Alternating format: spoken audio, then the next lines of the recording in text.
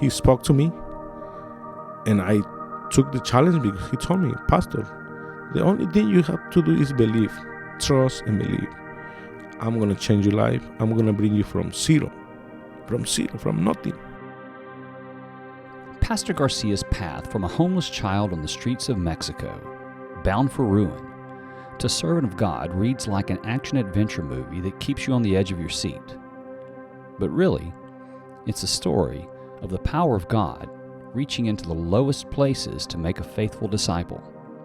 Just settle in and hear it for yourself.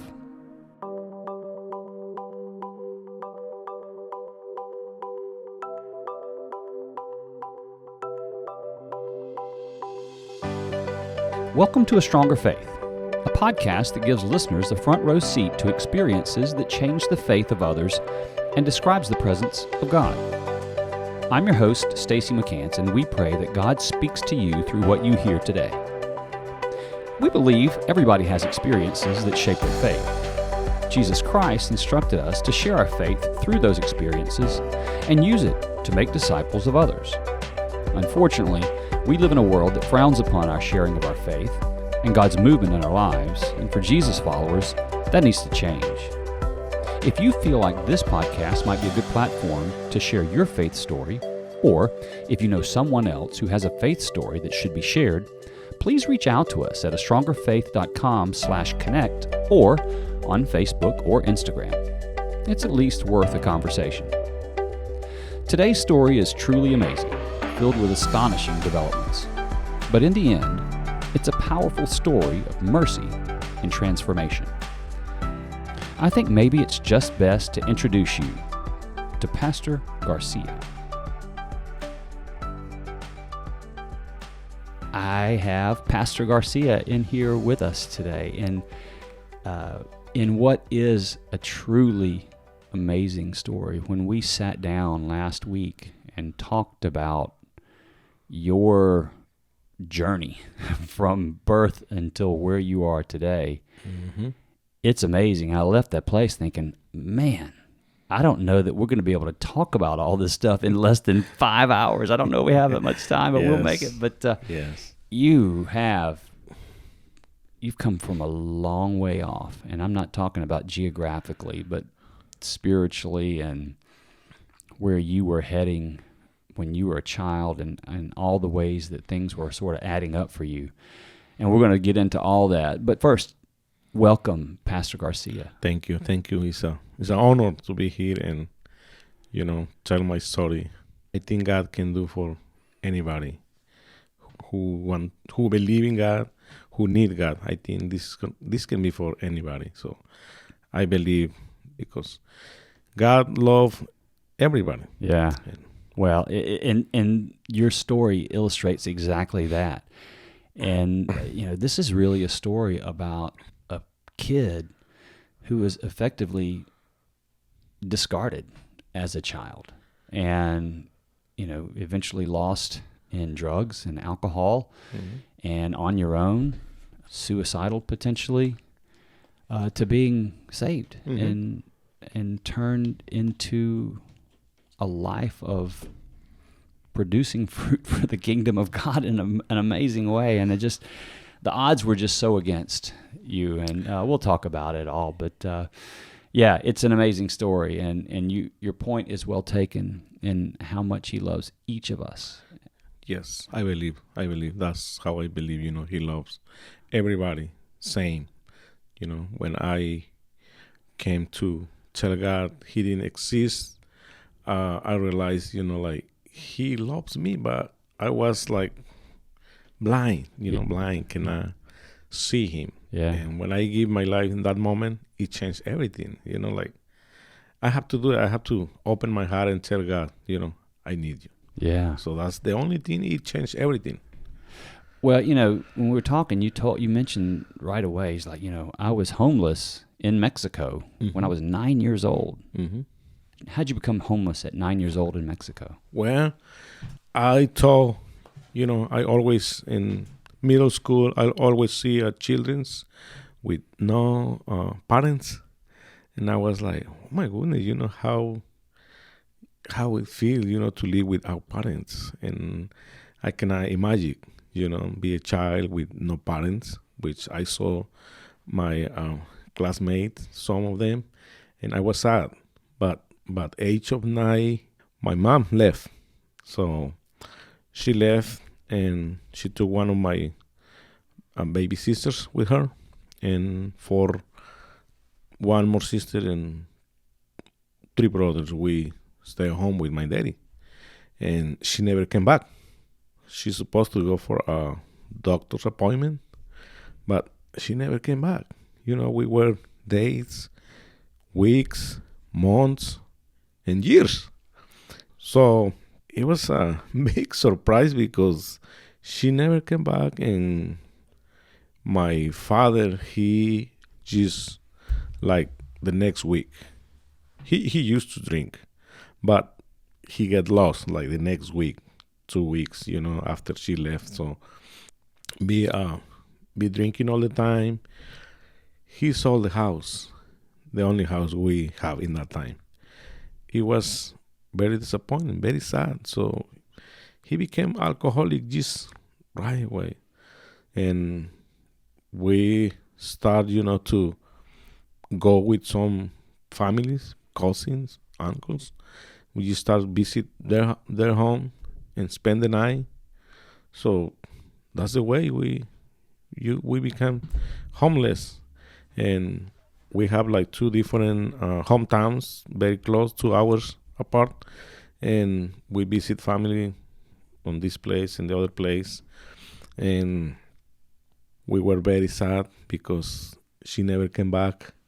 So we realized, we don't have mom no more. So did you stay with your brothers and sisters to these other friends and relatives' houses, or did you guys split up? We split up. We we stayed together maybe 3 months, and after 3 months, my oldest sister, she was 11. She moved to Oaxaca City, which is the state where we used to live, to start middle school. So she left, and three of us, we stay at home. And the baby, he was 1 year and a half. So one of my father's sisters took care of him. He was a baby, so she took him to his house. So now I was 9, my brother was 7, and we did everything together. Trying to find daddy. Whatever he was drinking. Sometimes we can bring him home. Sometimes we didn't know where he was. And sometimes we forgot, and we spend the night with family. And after 1 year being there, we since my mom left, I start to cook. I think that's the way I become a cook, and that's why I have a restaurant now. I think because when my father was at home, he trying to work, but I choose to cook, Yeah. because we have to eat. You got to eat, right? Yes, we have to eat. So my father, he didn't know how to cook. My brother, he didn't know how to cook. So I start to create, Really? How old were you then? 9. Still 9. Still Okay. 9, Yeah. 9. And so 9 to 10, I stood at home. Yeah. And I start to cook. I think in this hometown where I was born, we were blessed because it's a tropical. So we have a banana, we have a coffee plant, we have lots of fruits, orange, pineapple. So we were blessed because we can eat at least fruit, every day. Yeah. And I start to cook my beans, my rice. Start to make my own tortillas. Really? They were terrible, but we eat it. We eat it. We survive. So after a year, my father took me to shelter. He put me on this shelter for 1 year, and I saw him only 2 times in the year. And my brother, he went to another town to go to school with another family. So I was in the shelter, and I finished middle school, and I went back home. And everything was, like my father still on the streets drinking.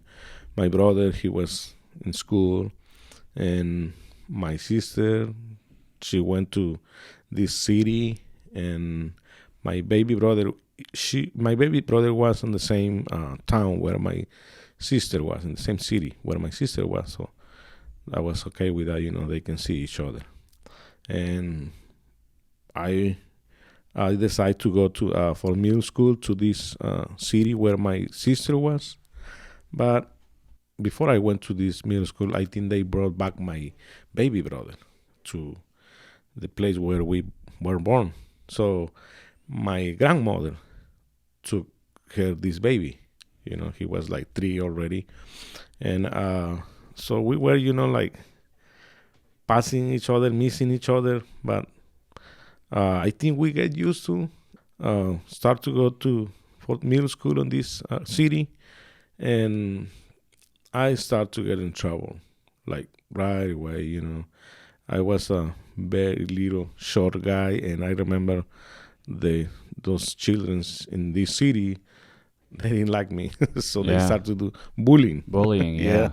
And so I have to learn how to fight, and I asked one of the trainers, you need to train me because there is some kids I need to fix our problems.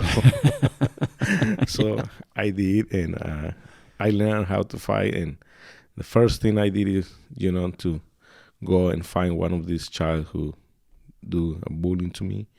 And I think that was the biggest mistake I made even in the middle school, because I hurt him so bad, he couldn't talk. So I get scared, and I left. I left the school. Really? Yes, I went back to the place where I was born, but no mama, no daddy, nobody over there. So I escaped by age of 11. I escaped. I went from Oaxaca state. I moved all the way to Tijuana side, in Mexico, but it's California side. Yeah, Tijuana. Mm-hmm. So how far away was Tijuana from where you lived? Oh my goodness. 58 hours. 50 hours? Yes, sir. How did you get, what are you 11 years old? Yes. From your town to Tijuana was a 50-hour. Yeah. How'd you get there? Well, I have another cousins, and they have a brother in Tijuana. So we talk each other, and we talk with their parent. And I told them, I want to go with you, but we need to talk with your daddy. No, we don't need to talk with my daddy. I want to go with you. So he took.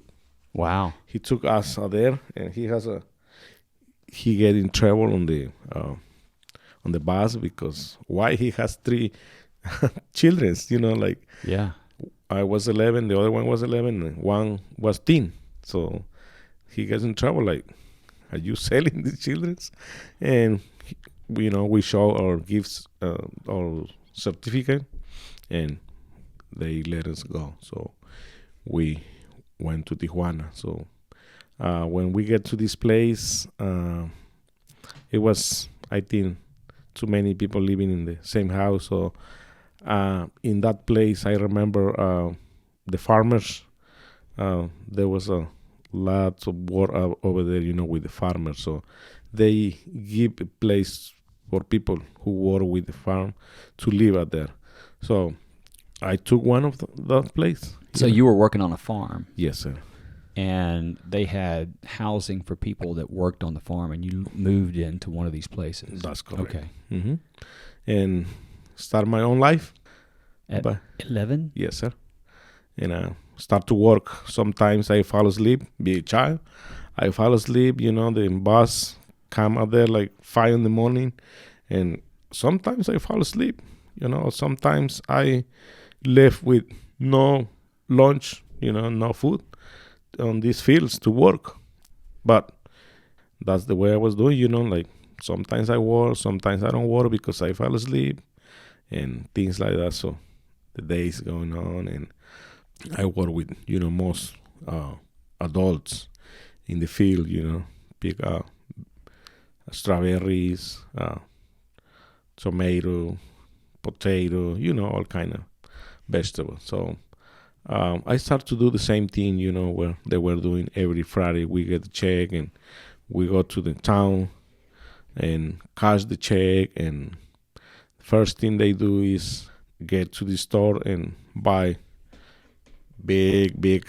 We call caguamas. That's a beer, but it's a big bottle beer. Yeah. Like family. Yeah, like a 40 or something. Family, yes. Yeah. So each one of us has his own, Yeah. family beer. And what surprised me was like I was 11 or 12 by this time. I can get one too. So it was They sold it to you. yes, we were hiding behind the store, but they didn't care. They didn't care. So Yeah. I can have one too. So I like get used to hang out with these adults and start to do what they were doing. So that was every week. But sometimes I want to do it by myself too. So get drunk all the time. And At 12 years old. yes, So just to recap this, at 9 years old, your mom left, took a baby sister with you, and immediately your father turned to alcohol. He'd always drank a little bit, but he really hit it heavy after that and became an alcoholic, such that you couldn't really stay with him much. You would look for him. You guys would get on the streets and look for him, and if you found him, you found him. You didn't, you didn't. And so you stayed at random houses with family members, learned how to cook, eventually went to another city where your sister was so that you could go to school. Went to school, got bullied, learned how to fight, beat a kid up till he couldn't talk and had to leave. Yes, sir. Had to escape, really. Yes. Went back to your hometown and realized that you had to go further, and ended up going to Tijuana at 11 years old to go work in fields on your own, and began joining the other adults in drinking on the weekends till you were drunk at 12 years old. Yes, sir. That's where we are. Yes, sir. Yeah. So I thought that was the life. So that's what I have in that time. That's what I did. And start to hang out with these other people who they were doing drugs. And I start to try, like playing. And I get in trouble too many times. I get in big trouble too many times, like have to deal with the police. And sometimes they let me go because I was homeless, living on this place by myself. So I was homeless. So the police sometimes, go. And I was 14, age of 14. My uncle, the one who took me to this place, he told me a lie. He told me my father was very sick, like very, very sick. So I need to go see him all the way, 50 hours back. So he invents something so I can believe and go back, to my hometown. Which, I believe it and what he say. And he took me, and we went back to Mexico City and then to Oaxaca State. So, and when I get home, my father was okay, still drinking, but he was not sick. He wasn't sick. Yeah. So, and I was like, trying to get mad, but I said, you know what? I think I understand, he don't want me to keep doing, like get in trouble here. So He was doing that for your good? yes, for my good. Yeah, he was trying to protect you from protect me. Yeah. Yeah. So I went back and see my daddy, live with him maybe 2 months, and he was still doing the same thing, still drinking, no place to live. So I was like, I don't need to stay here. I need to move. And my thought was to go back to Tijuana, but I went back to Mexico City. And my sister, but that time, on those years, we were separate. My sister, she met my mom in where she was in school. Somehow they get connected, and my mom went to see her on where my sister was living, and I heard my brother, he finished middle school. He went to see my sister in this city, and they got together over there. So I was mad, because how she left us, so we don't need to talk to her no more. Yeah. So, but they did. So I went back to Mexico City, and they took me with her. And after 5 years? After 5 years, I saw my mom. Yeah, from 9 to 14.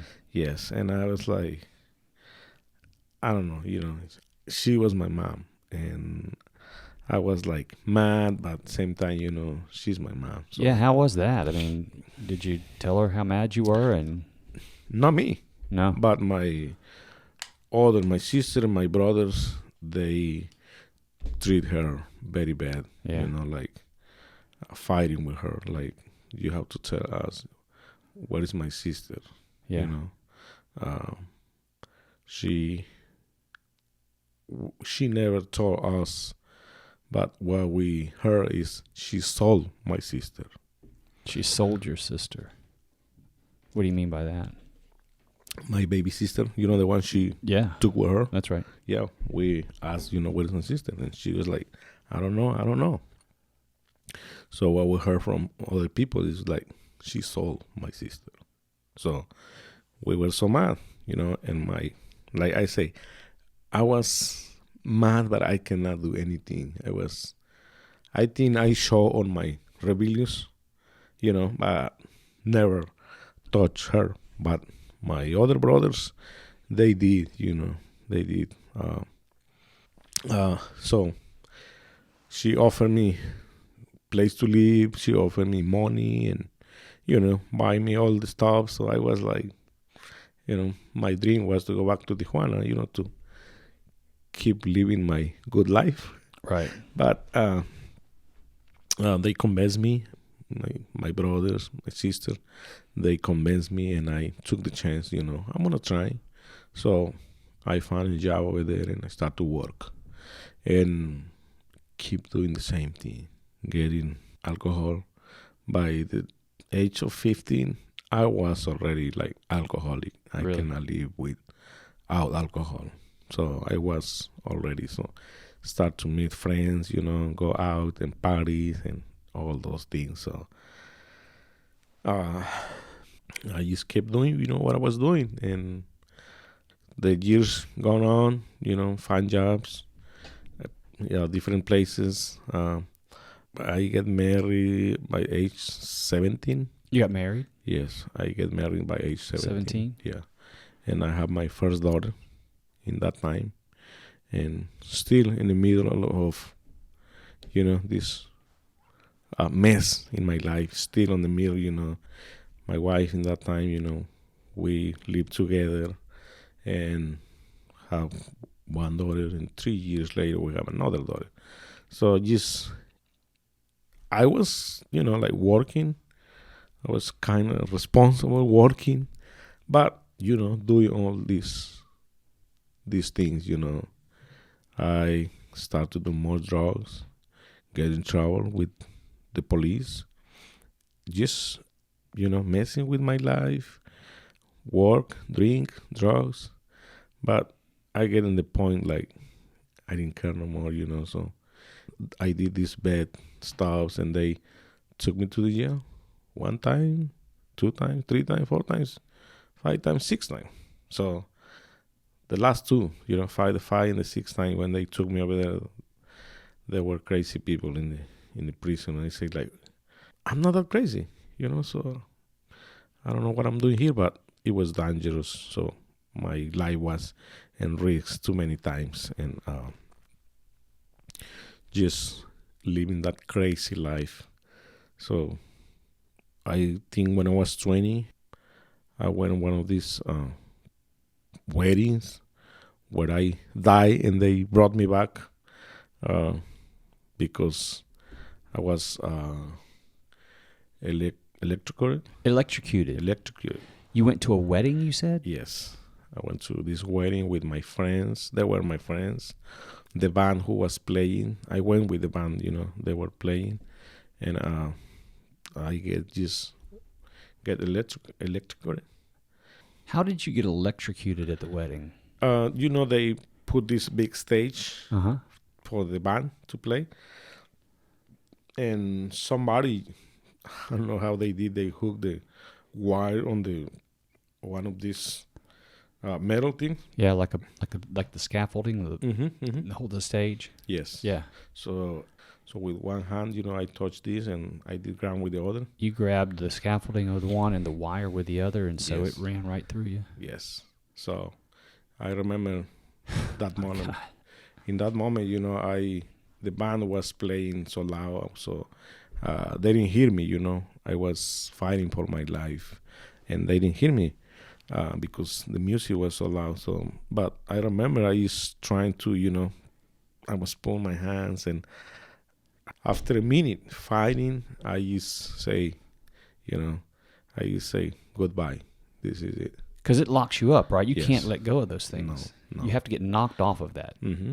So I just pass out, and what they say is somebody came and took his T-shirt and pulled me down and threw me to the ground. He took his shirt and looped it over Mhm. the top of you Mm-hmm. and pulled you off of it? That's what they say. Wow.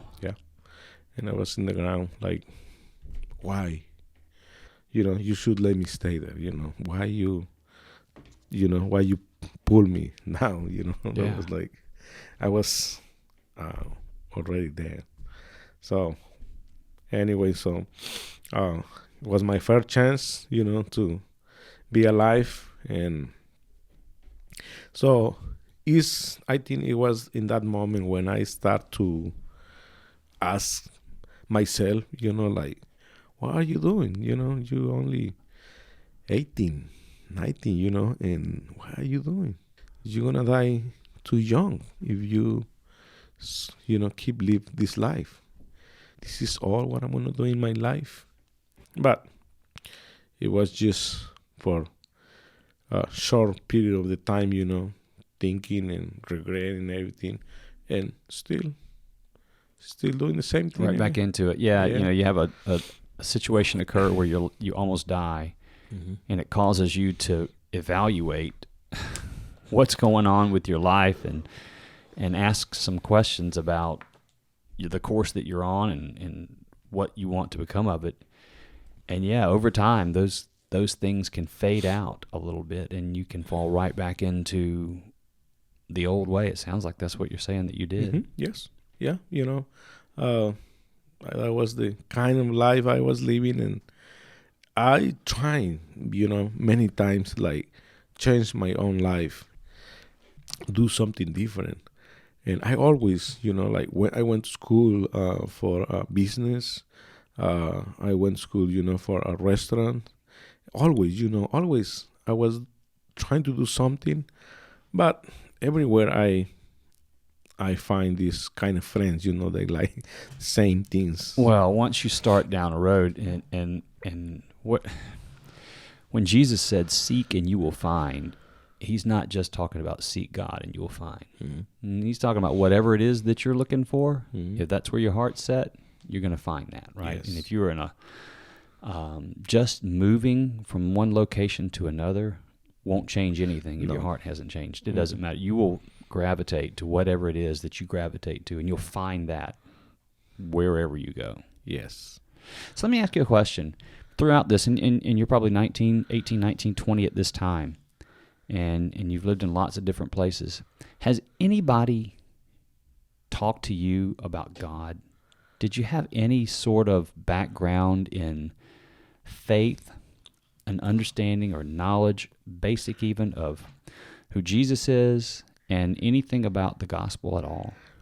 Well, I don't know if you know about, like, in Mexico, there is people who you can pay and they say they're gonna change your life and doing I don't know what they doing, but they uh, like clean you with some flowers or things like that, and read your hand or read your future, and a lot of wish, Yeah. and I start to go these places. I spend money on these places, like people, friends, family that they took me to these places where people can change my life, and really, really doesn't work.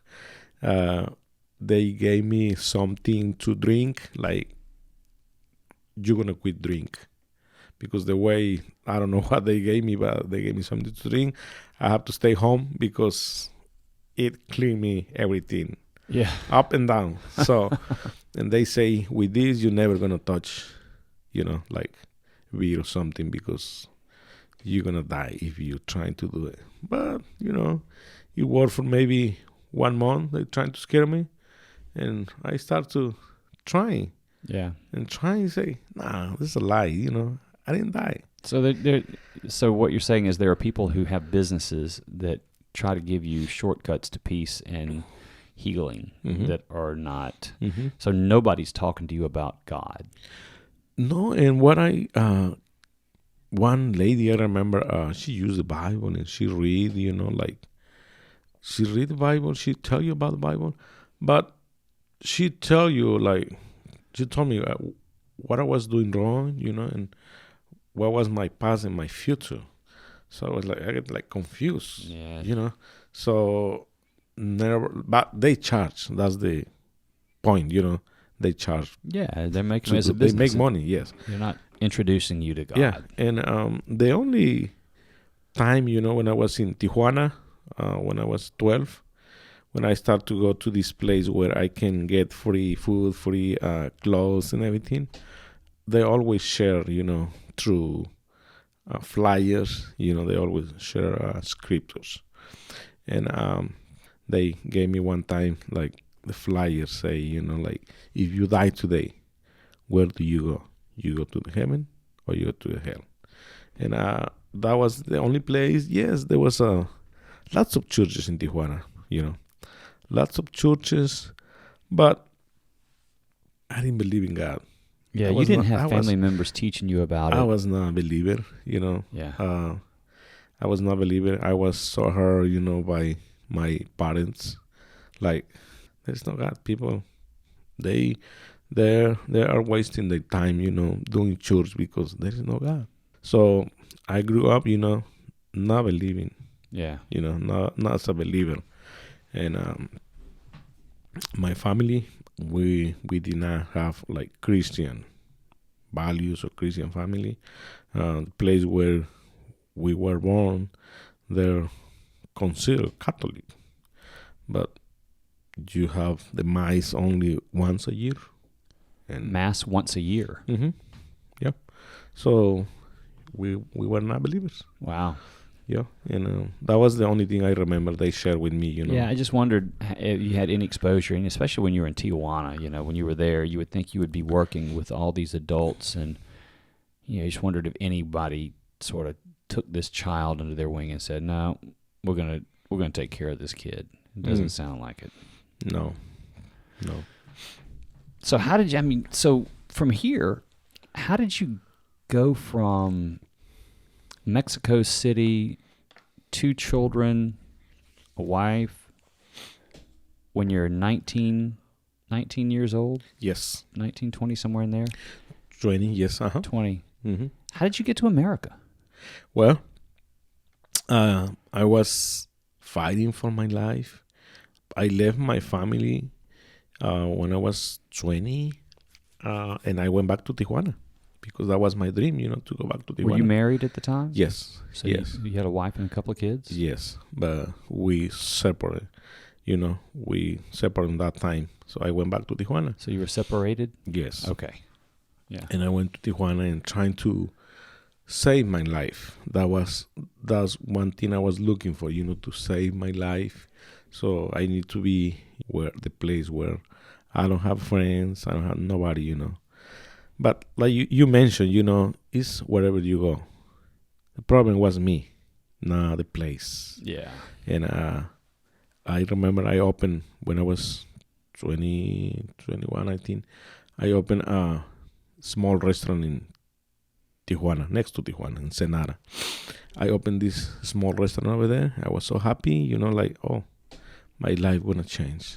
But the same thing again, my customers who came to the restaurants, we start to be friends, and we start to do the same things again and again. Like, so spent 7 months over there and went back to Mexico.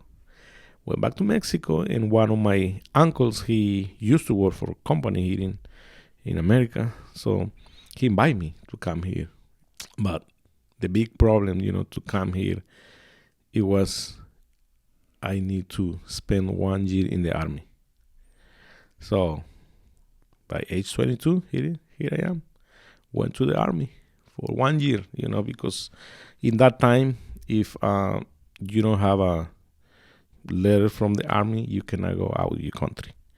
So I have to do this, and for 1 year be in the army, which it really helped me for that year because I learned about discipline, and I was like, oh my goodness, I fell in love with the army, and I want to be in the army. So when I finished the year, I have my letter and everything ready to go, but I was like, I'm here in my country already, and I can sign for a job, in the army, and because they make me to study, make me to finish my high school in the army. So I was like, I like the discipline, I like this life, and I can make money. So yeah. So did you, when you got in the army, it had to have taken you away from a lot of the drugs and the friends of. I mean, you're in a disciplined situation. I have to. Yeah, I have to. So did you kind of drop all that stuff once you got in the army? Yes, I have to. It was one of the hardest things. I cried, because just to know I was there and how bad they can, do to me, discipline if I do these things. So I was crying, but you know what? I'm glad, I did it because that part really changed my life, and that was the only way to finish the army so I can have my letters for my country to come here.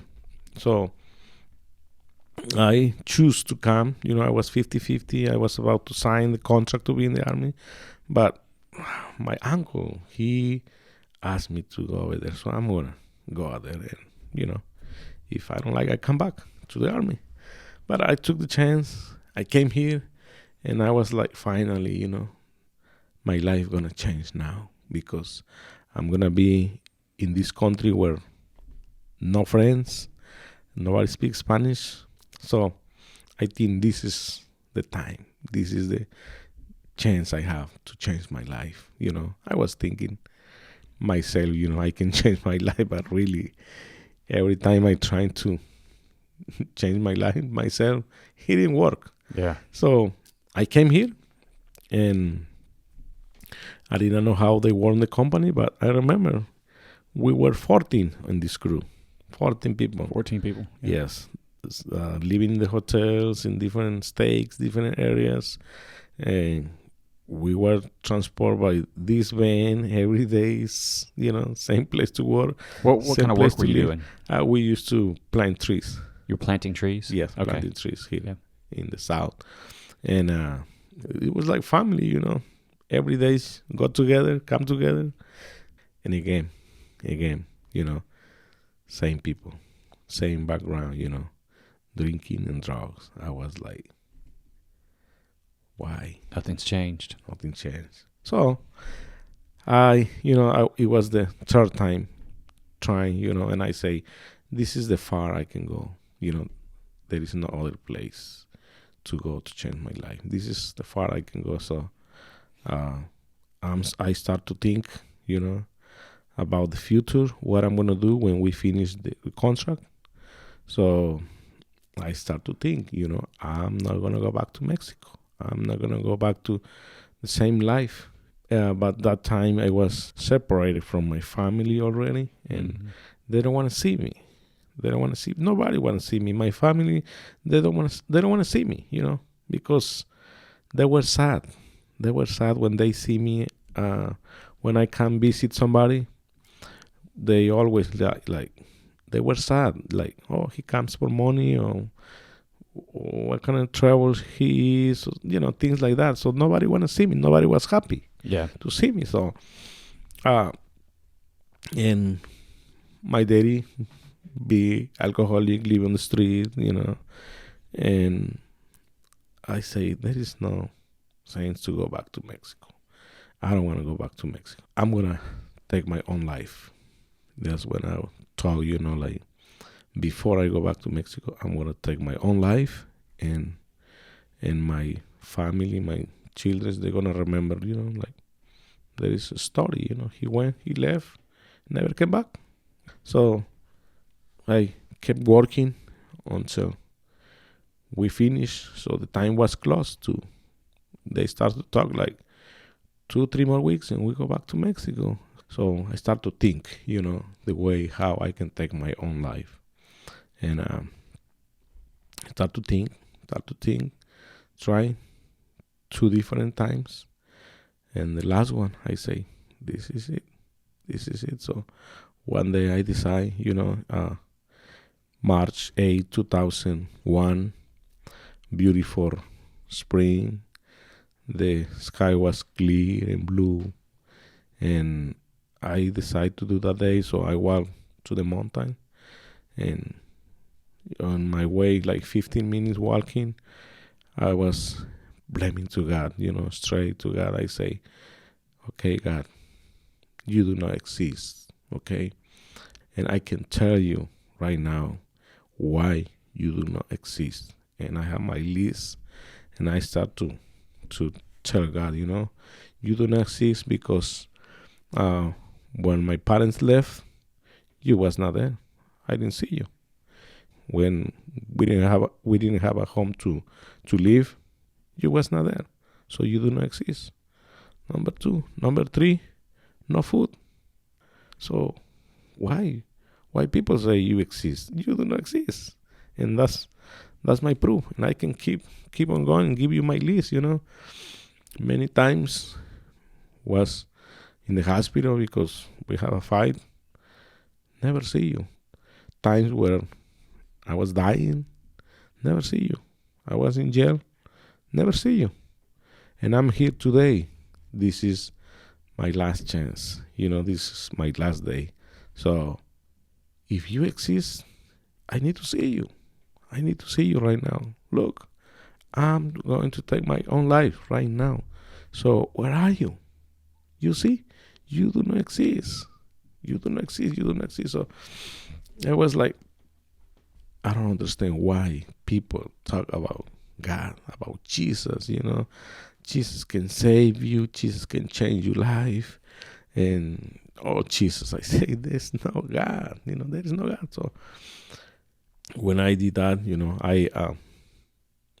I say, I'm tired how my life is being and the way I'm been living. So I'm tired. So I'm going to take my own life. And this when these big letters came on my mind, the letters I read when I was in Tijuana, like they gave me a flyer where with Bible verses, was saying like, if you die today, where do you go? You go to the heaven or you go to the hell? And Bible verses. So that came on my mind in that moment. I say, you know what? Maybe you do exist for good people. Maybe they can see you. That's why there's a lot of people talking about you. But they good people, they not bad people like me, So maybe you exist for them. But people like me, I'm not going to see you. You're not going to talk to me because I'm a bad person. So maybe that's why you do exist for good people. Okay. You do not exist for bad people. Okay. I understand. You know what? right now. In case if you exist right now, I'm going to give you my life. I'm going to give you my soul, my brain.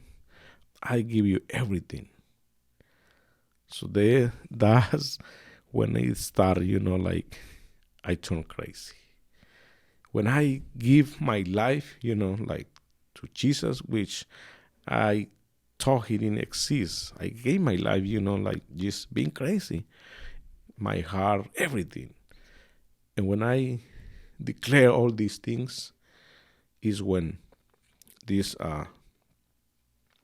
voice speak inside of me, like very strong, like doing this to bring my attention, like pastor, okay, yes, everything what you just say, everything, what you say you went through in your life since you was a child, everything is true. It's true, No, when you didn't have a home, when you didn't have a food, and everything is true. But let me ask you something. Have you lost any part of your body? So I start to touch my ears, my eyes, and I say my fingers. And I was like, no, I haven't lost anything. So what do you need? And I was like, I'm crazy. Why this voice is telling me, like what to do and why, why? And my brain, it was like 1,000 miles per hour. Like, oh my goodness, that's true. I've been through many, many things where I die and came back, in fight, in jail, sleeping on the street, and never lost nail, finger, eyes, arm or leg or something. I went through too many things where I could not only die, or lose one part of my body. So that was like, that's true. No, I haven't lost any part of my body. So what do you need? Just stand up and go. So I jump and I I hold my head and I say, oh my goodness, what is this? This is what people told me, when I was 16, 17, 18, 20. This is what people told me. One day you're going to get crazy. So I was like, maybe that's what happened. Well, they told you because of the drugs and things? Mm-hmm. Yes, they always. If you kept doing that, you'd go crazy? Yes, they always see me on drugs and sleeping everywhere, sleeping. And you thought this was all coming true once you heard this voice? Yes. So when I start to hear this voice, this is what people told me. You're going to get crazy and you're going to, just like these people who walk on the street crazy, talking by themselves, So I was like, my goodness, I get crazy now. Why, why I fought with God? Why, I challenge God? So now I'm crazy. So what makes you think this was God talking to you? Well, because I was challenging God. I was telling God, you do not exist. I was fighting with God, telling him he doesn't exist, And the same time, in case if he exists, I gave my life. I surrender myself. That was the only time, like, surrender myself and give my life to God. In case if he exists, because that was the way I was thinking. In case you exist, I'm going to give you my life. So when you did that, when you said, that's it, I'm going to give you a shot, I'm giving you my life, all of it. And that's when he listed all the things that you said. Yes. All those things are true, but you are here today unharmed. Essentially telling you, I was with you in those moments. Yes. That's what I understood, like, yes, everything you've been through, I've been there. That's why you haven't lost any part of your body. You're still complete. So I was like, oh my goodness, that's true. I never realized that, like, I didn't lose any part of my body. And so did you feel differently? Yes. It was something I cannot explain, because that was my only experience. That was my only experience why I'm a believer today, because that experience, nobody took me to the church, nobody convinced me to believe in God, nobody. It was just me and God. I can say today it was God, So that's, since then, I believe God is real. He is real, Since that moment when he spoke to me and I took the challenge, because he told me, Pastor, the only thing you have to do is believe, trust and believe. I'm going to change your life. I'm going to bring you from zero, from nothing. So, He told you that. yes, He told you he was going to take you from zero, from nothing to, from zero. I was homeless. I didn't have a family. I didn't have a home to live. Nothing, zero, Yeah. So now I have family. I have a house to live. I have cars. I have business. So Yeah. from zero. So how did it start? So what happened from that point? okay, from that point, after I realized I was not crazy because I didn't use drugs no more. So I was confused, talking with nobody over there, listen this voice. So the other 14 co-workers, they still working. So what I start to do is like go behind. I don't want to talk with nobody. I don't want to tell nobody what happened, and I don't want them to see me because they're gonna call me crazy. And so I stay away. And the days gone on, and that was in Savannah, Tennessee. So we were about to finish, and I was, oh my goodness, like I couldn't sleep, just thinking like, my goodness, do you exist? From one day to the other day. Yesterday you didn't exist for me. I was mad with you, and I didn't believe you exist. And now today, I'm like, you really exist? And wow, so what's gonna be? And we moved from Tennessee, and we finished here in Alabama. And when we finished here, on those days, I process everything. So I say, God, please, if it's you, okay, I'm so sorry, for everything what I say. You did not exist.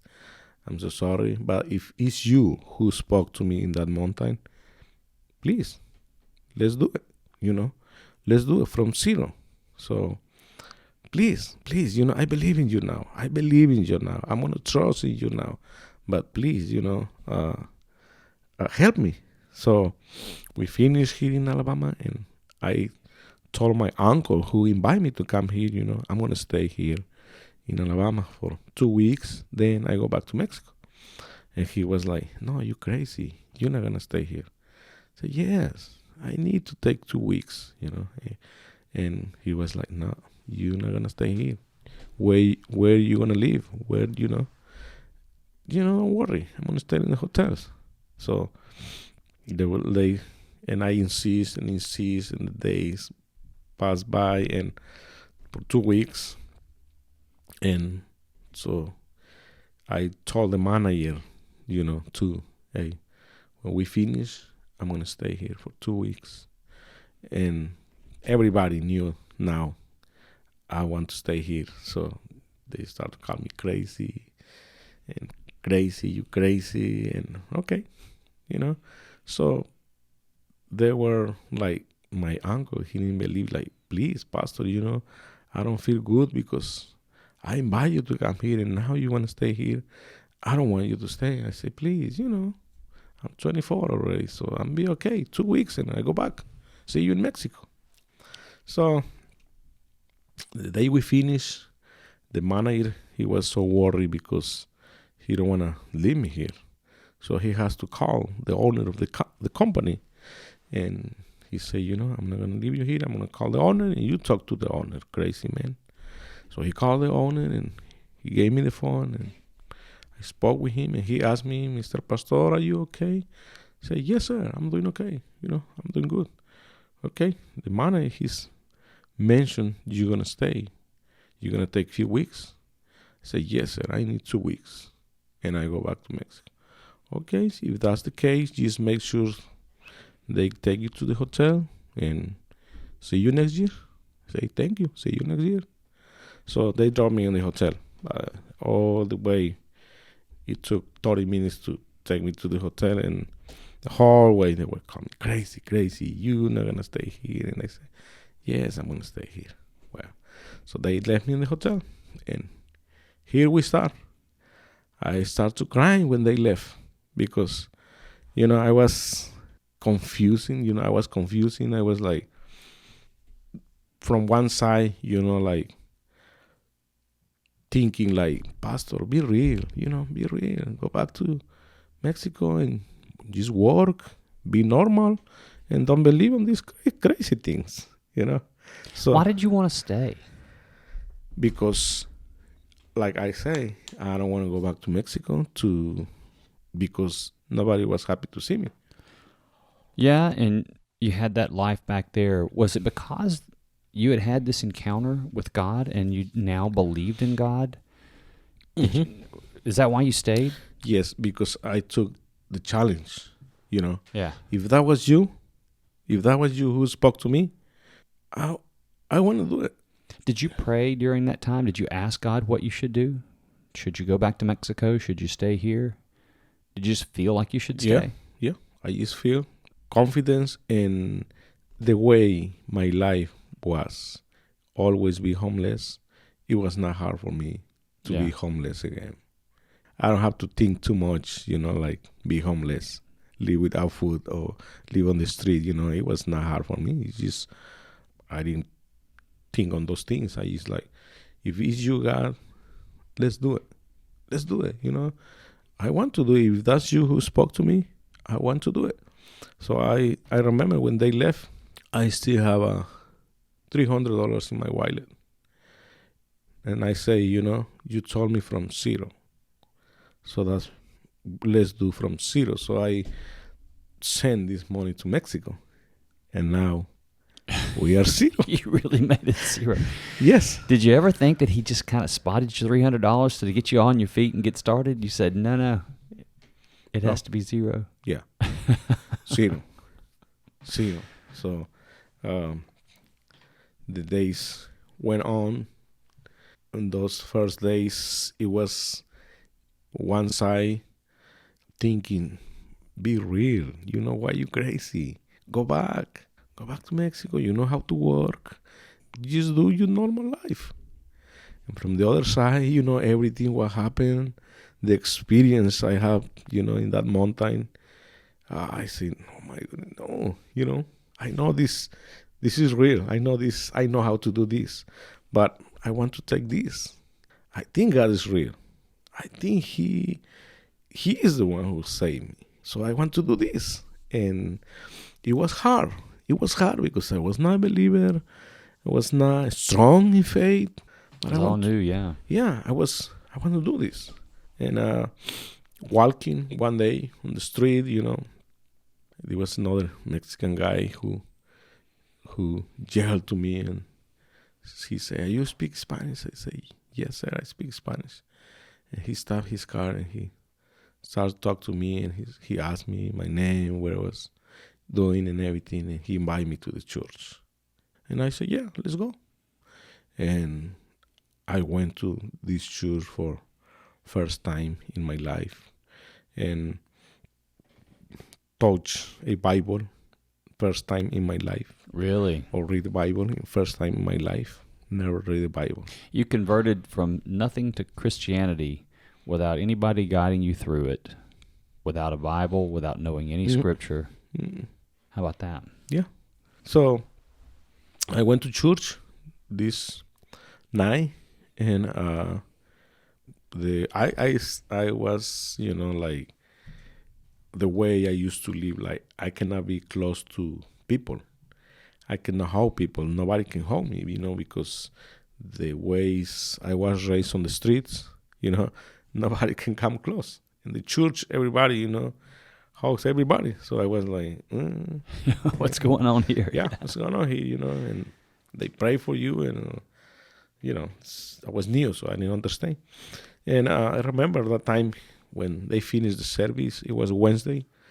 They finished the service, and he asked me, "Okay, we finished. Can I take you to your house?" And I said, "No, I don't have a house." "So where do you live?" "Everywhere." "So what I'm going to do with you?" "No, you can leave me here. You can leave me here, and I just walk." And he was like, I think he regret what he did to invite me to come to his church, because he didn't know what to do. He went back to the church, and I think he spoke with the pastors, and they both came out, and they asked me, and I told the same thing. I don't have a place to live. So they were like, "Well, do you mind to stay here in the church?" I was like, "No, if you want me to, yes. Okay, so you can spend the night here in the church." Okay.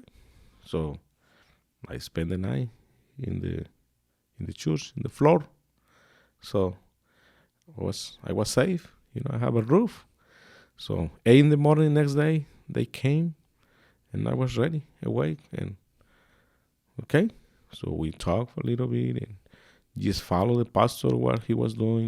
Like every day is go to visit different families, or doing Bible study every day.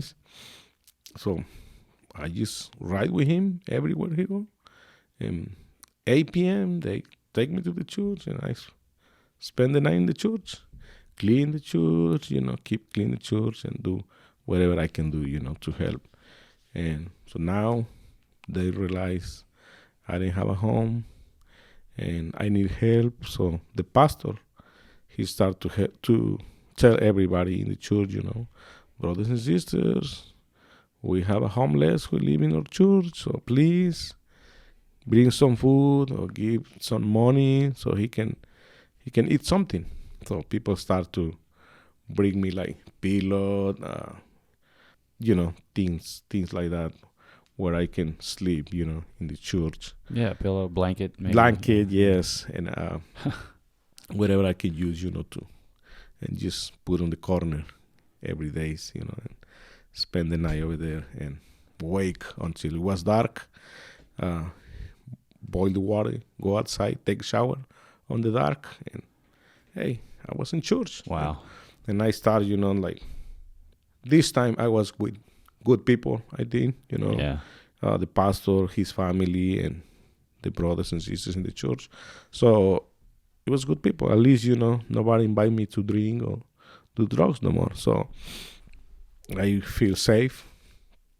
And I start to maybe 2 weeks with no work, but I finally find work, and I start to work car dealer, just cleaning cars. And after almost 4 months living in the church, the man who I start to work with, he asked the pastor, "Who is this guy? Who is this man here?" The pastor say, "He's a homeless. He lives in our church." And I was working with him. He told the pastor, "I don't know why, but I think God is telling me to help him. I want to adopt him." And the pastor called me, and he was translating, like, "He want to adopt you." I said, "He's crazy."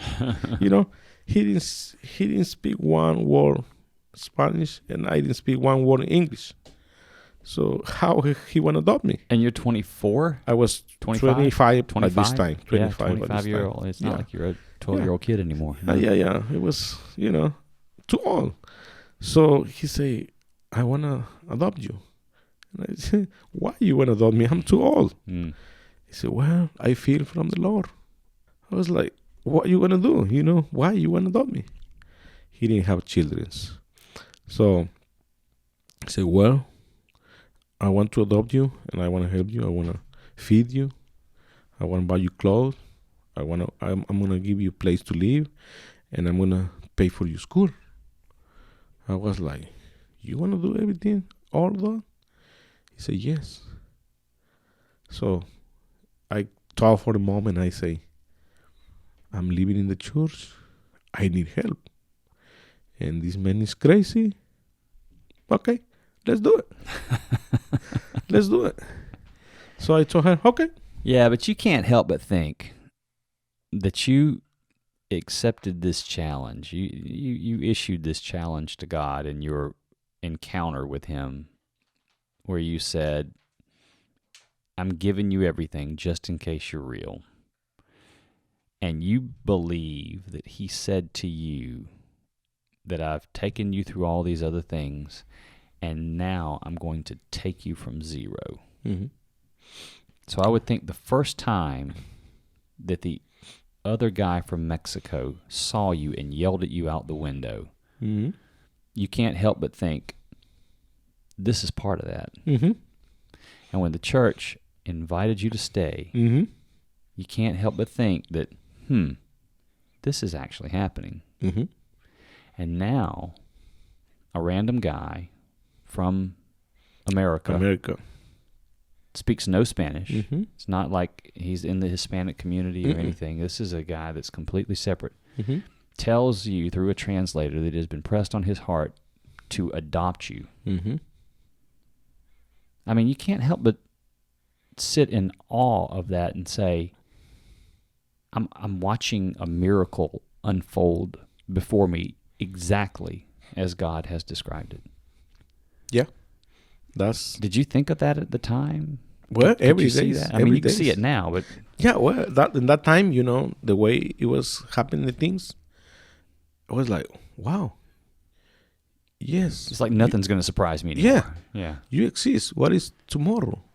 When he adopted me after 4 months, be homeless, he gave me an apartment, nice apartment, and he and his friends, he was so happy, so he invite all his friends. So they brought tables, bed, blankets, pillows, kitchen utensils, TV, cow, everything, towels, like everything. I didn't spend 1 penny when he moved me out there.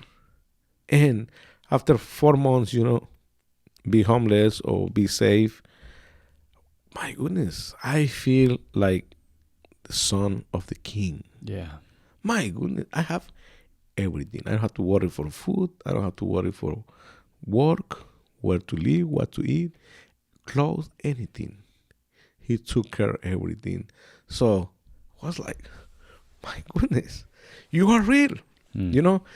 Every time, things like this happen, like, you are real. You told me from zero, and look, you doing the things, using the people, using the believers. He was doing what he told me, like, hey, if you believe on me, I'm going to bring you from zero, from nothing. So I was, see that he was doing the things what he told me to do. So, wow, 4 months. And now I'm the son of the king. I have everything. My man who adopted me, he owned cars, houses. He take me everywhere. So I became to act like a baby, because he treat me like baby. He come home and he put his arms and, come on, man, come on, son, let's go eat, let's go to the church, let's go places. Yeah. So I was like his baby. Yeah, you're like his son. Yeah. Yes, like his son. So just looking how God was working in my life, and I be in church, I start to read the Bible, I start to read about God, so it was like, okay, this is you. I get baptized 2 months after I gave my life in that mountain. I get baptized because I like to serve. So when I came to this church, I was so happy, and I started to do things, and helping the church. And I didn't know, they have rules. So I remember one time I just took a bottle of water and give to the preacher, to the pastor, and after the service, he told me, to serve here in the church, to doing what you doing, you need to be baptized. I said, okay, it's okay, so let's go.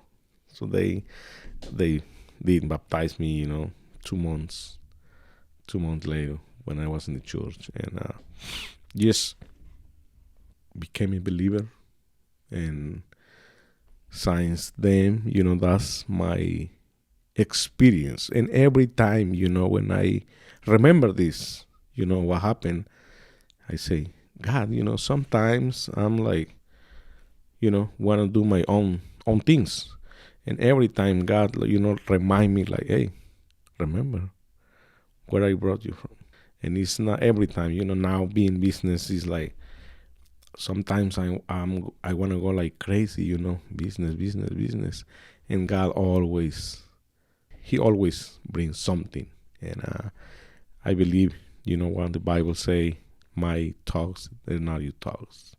My plans, your plans are not my plans. I have a good thing, better things for you. So I believe that's the way he is, and sometimes I want to go out of the way, but he always protect me. He always bring me, So from that time on, that was when you were 24 years old, 25 years 25, old? 25. So that's been some time ago. 20 years ago. 20 years ago. So Yes. what happened between then and now? Oh my goodness.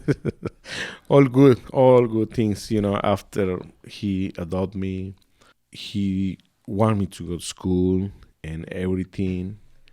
So, he want me to do what he want. But I never forgot, I have my father still living on the streets. I have my baby brother who he was 12, 13. Yeah, this is the one that was a baby when you left. Yes. 13. When I came here, 15. He was like 15. Yeah. 15. So, and still, everybody separate.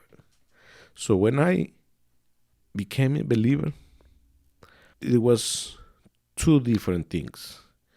Be with this man who adopted me. He always talked to me about the future, you're going to go to school. I'm going to pay you for your school. You're going to have a nice house. You're going to have a nice car.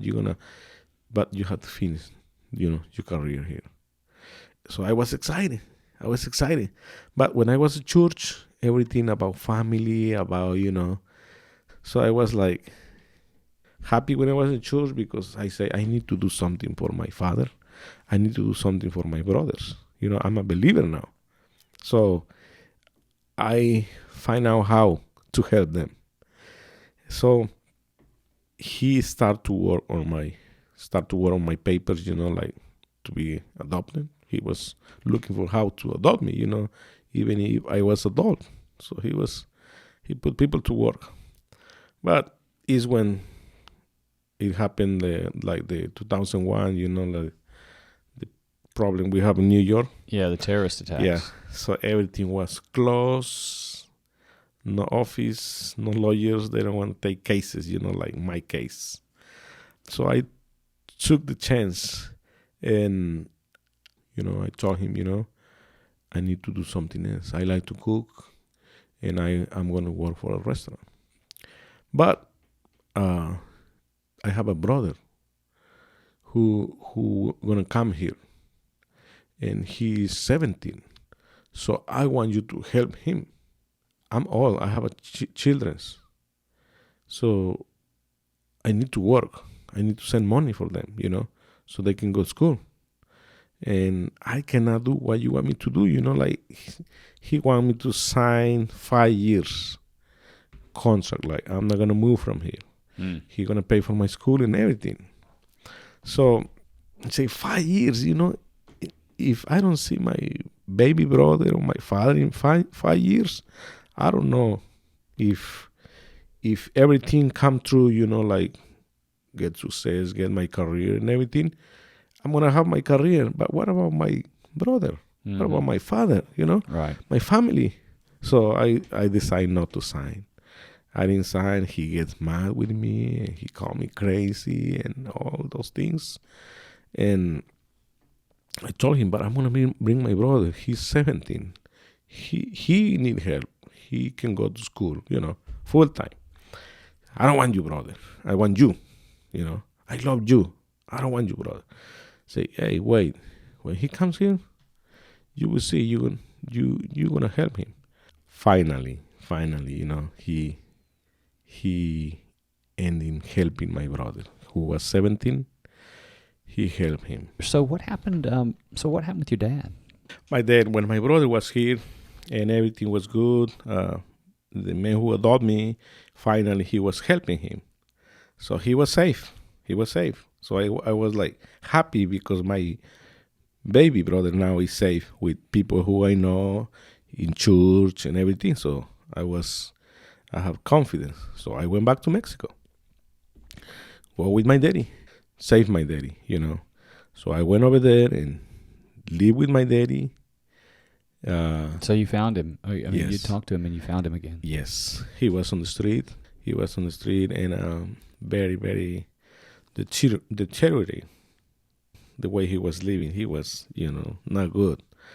So I went with him. I built a house and spent time with him together. And I told him, Daddy, if I did it, you can do it. If I quit, all this, I was worse than you. You can do it. I know you can do it. And he cried, no, I cannot do it. Yes, you can do it. We spent time together and, we went places and talk. And he, once a while he escape and drink, which I say, okay, it's okay. This is not easy. I understand that. So spend time with him and talk to him. Daddy, I'm happy, very happy. My life changed. My baby brother's life's changing. My other brother, he's doing good. He's in high school, finished high school. He's about to take a career. So everything is good. We just need you. We need you, to be with us, to enjoy what we're doing. So finally, I told him, like, if you don't quit drinking, I'm going to put you in one of these programs where nobody's going to see you for 2 years. You're not going to see your children. You're not going to see your wife. You're not going to see nobody. So what do you want? You want to quit drink or you want me to take you to this place? So he was, no. I'm going to quit drink. And he did it. He quit drink. He started to do new things. He started to buy lands and cows and start to grow coffee plants and sugar canes and everything, I was like, oh my goodness. Very happy. He recovered. So he quit drinking. Did he become a Christian?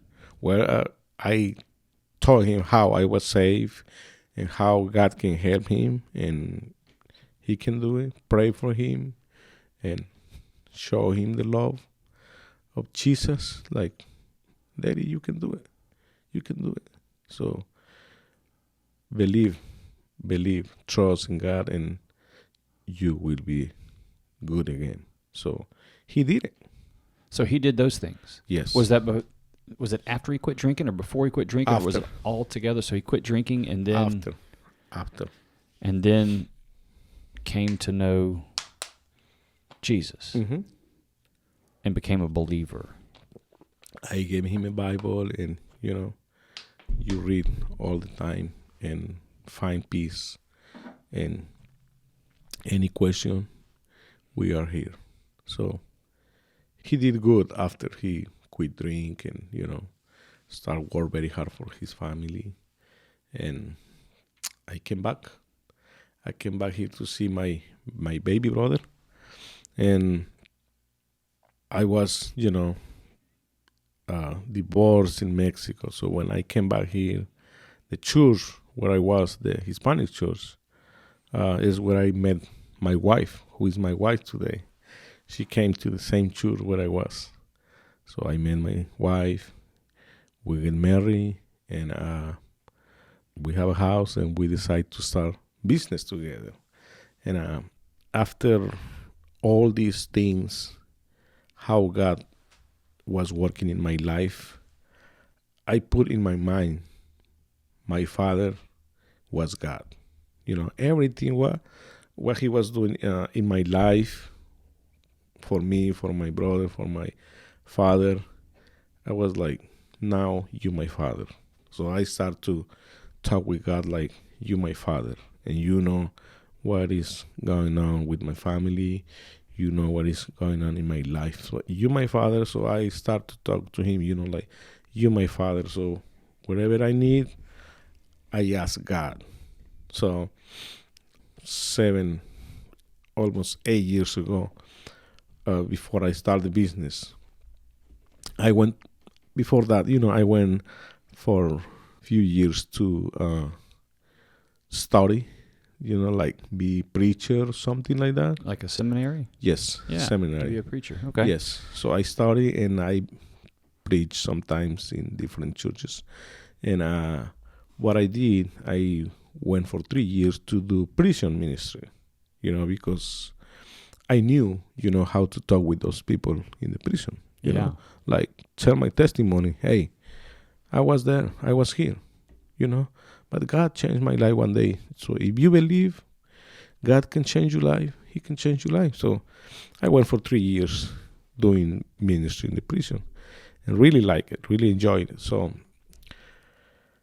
every time in that state prison, when I see a teenager come to the prison, in my mind, I was like, my goodness, I know he is here, but it's not his fault. I wish I can see his daddy, because most of these teenagers is family, is the daddy. The daddy is not there, or the daddy is not taking care of these children. So every time when I see somebody come, new to this prison, I was like, no, we need to do something outside before they come to the prison. Prison ministry is good. It's okay. It's okay. But if we can do something, before they go there. So I ask God and I say, God, Father, I don't have the money. I'm working 40 hours at Lowe's and cleaning some banks to, feed my family. But I want to grow, on business, ministry, everything. I want to grow, I don't want to be doing the same thing. So, Father, you are the richest man in this world. You own everything, and I believe that you own everything. So I start to pray. I need a good car. I need money for gas, and I need time to do your ministry. So please help me. Give me the money to start my business. And you know what I know how to do it. The only thing what I know how to do is cook. So restaurant. So I start to help. I start to ask for help and pray and pray and pray for 2 months. But I believe it. I believe it. I say, God, I know you can help me. I know you have the money. So I'm going to keep praying until you give me the money. So I pray. I remember when I used to work one of the restaurants, there was a couple who offered me money. They were like, Pastor, if one day you want to have your own business, come to us and we help you. So maybe 4 or 5 years later, I ended to go to church with these people. So it came on my mind, they offered me 5 years ago, some money. So I start to pray for them and pray and pray for them. Say, God, just give me the words, how I'm going to ask them, how I need to talk to them. So I was prepared. I was ready one day and came to the church. And I was like, today is the day. And then when I get church, they didn't come to church that day. There were 9 church that day. I was like, well, maybe you're telling me it's not time, not today. Okay, God, no problem. It's not time. So The same day, same be in the church. One of my friends came close to me. I was talking with my boss in that time. I was talking to her, and this friend came very close to me, and we see each other and we say hi, and how you doing? Everything good. But he was standing there like he need to talk to me or something. He was playing with a child close to me, and I kept talking with my boss. And the second time we turn and we see each other, and what's up? Oh, what's up? Everything good. Huh. So the third time, I told my boss, see you tomorrow. And I turned to my friend, and we give a hug each other. And hey, what's up? What you doing? Oh, everything is good.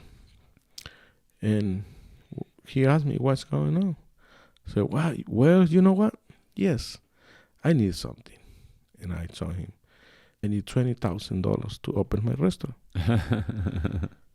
And he was like, 20,000? I said, yes, sir. I need 20,000. And he said, when do you need this? Right now. Right now. I was joking. Yeah. And he was like, what about I give you tomorrow? And I was like, hey, wait a minute. Let me start over. Let me explain. Let me tell you the truth. The truth is, yes, I want to open a restaurant. And the truth is, yes, I need money. But if you're going to give me the money? Yes, I give you the money tomorrow. So, okay. So we need to talk. He said, no, we don't need to talk. I said, yes, we need to talk. So I was confusing because I get mad with myself because why I did this way, why I was joking with him like that. And he said, give me 5 minutes. I'm going to talk to my wife and I give you a call. I was like, nah, he gonna tell me, my wife say no, something. So 10 minutes later, he called me. He say, Pastor, we have the money. And I was like, man, we need to talk. He said, no, we don't need to talk. I give you the money tomorrow. So I went home and told my wife, hey, they're going to give us the money. So we need to get ready to open the restaurant. And she was like, what money? You crazy? The money we need to open the restaurant. She was like, you crazy. Monday, he didn't come. He didn't call me. I was sad because the way I did, the way I asked him, for money, I was disappointed with myself. Like, why I did this, And Tuesday, he didn't come. He didn't call me. And I was like, I'm not going to call him, Wednesday, all day Wednesday, I didn't see him. He didn't call me. By 6 p.m. on Wednesday, I saw this blue Jeep come to my driveway. He came out with this plastic bag of money and gave me the money. Here is the money, crazy man, open your restaurant. I was like, oh my God. He brought you cash? Yes. He went to the bank.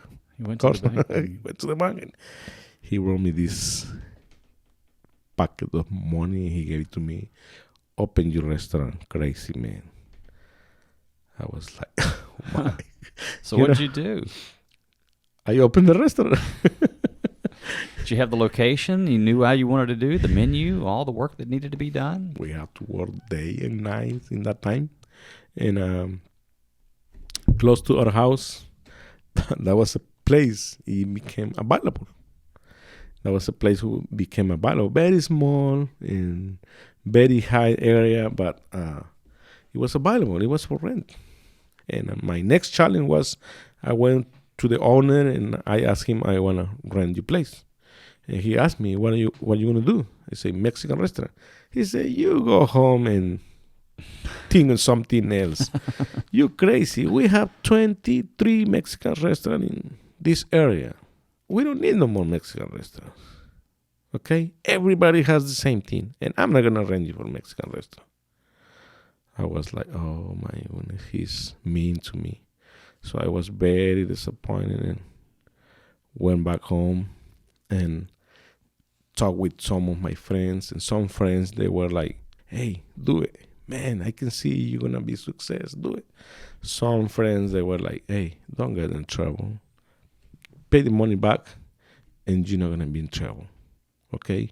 The place you want to be, the place you want to open your restaurant is not a good place.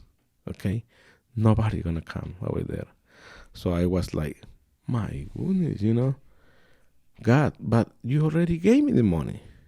We are this close. So what I need to do? So I went and prayed, and God showed me like a wall. It was a big wall.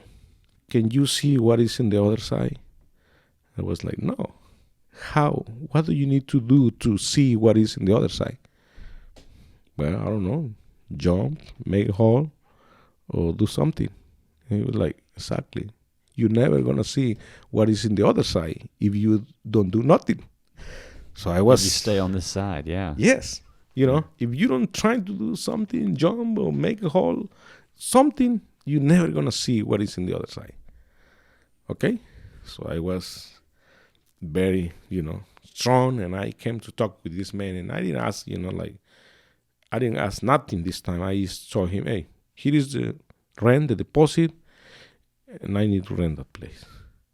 And he gave me the key. And I went, and we worked days and nights, make small menu, and start my restaurant, 2014.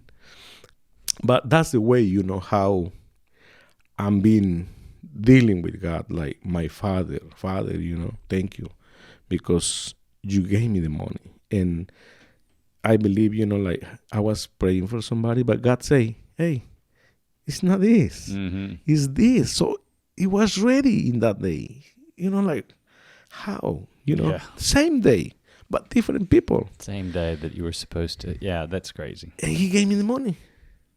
And I said, God, okay, we're going to do this business, but this is going to be yours. Everything what you put on my hands is going to be used for your kingdom, for your glory.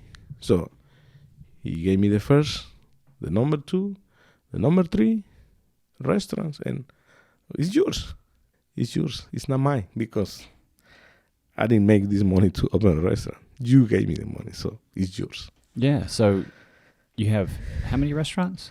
Well, we have the coffee shop, we have the 2 restaurants, pizza place, and food trucks. Wow. So I think of what was said 20 some odd years ago on I'm going to take you from zero. And now you have food trucks, 3 restaurants, and a coffee shop.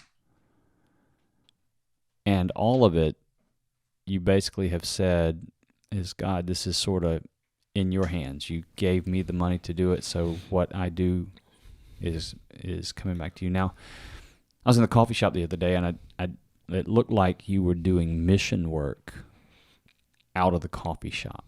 Yes. My wife and me, we went through this perspective class. It's about missions.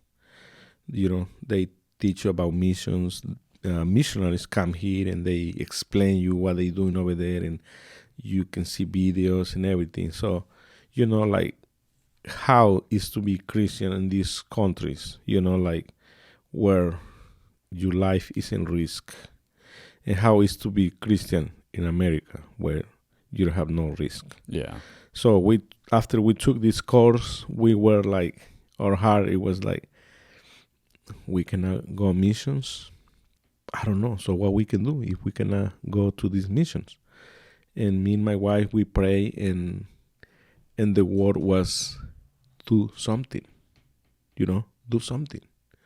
So what we can do? So we start to throw some ideas. Can we do wash cars and raise money and give to the missions? We need to do something, So the same time, when we were praying, the same owner who I ran from where the restaurant is, he came with the key.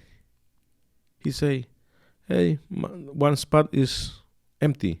Here is the key. You want it or somebody want it? Here is the key." So I went to my wife and I say, "He gave me the key. What are we gonna do?" So we opened the door. Used to be a church, that place, and it was like, what are we gonna do? So my wife told me, God is telling me you start clean.